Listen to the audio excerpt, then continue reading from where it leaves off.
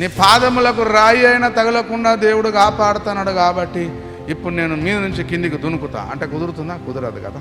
రక్షణను కాపాడుకోవడానికి దేవుని బాధ్యత ఎంత ఉంటుందో విశ్వాసి బాధ్యత కూడా అంతే ఉంటుంది, సరి సమానంగా ఉంటుంది. నీ బాధ్యత కూడా ఉంటుంది రక్షణ కొనసాగించుకోవడానికి.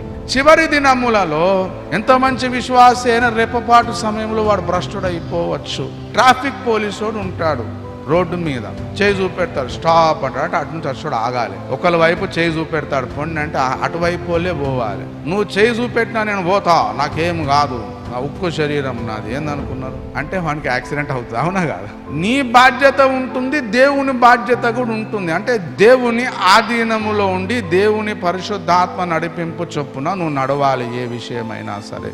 గలితీలనైతే భయంకరంగా అంటాడు, ఏమంటాడు? మీరు ఇంత త్వరగా తొలగిపోవుట చూడగా నాకు ఆశ్చర్యం కలుగుతుంది అంటాడు. ఎంత మంచి విశ్వాసి అయినా రెప్పపాటు సమయంలో వాడు భ్రష్టుడైపోవచ్చు, గ్యారంటీ ఏం లేదు. అనేకులు దయ్యముల బోధయందు లక్ష్యం ఉంచి విశ్వాస భ్రష్టులు అవుతారని ఉన్నది. అందుకోసమే వారిని గద్దిస్తూ పత్రికలు రాయాల్సి వచ్చింది.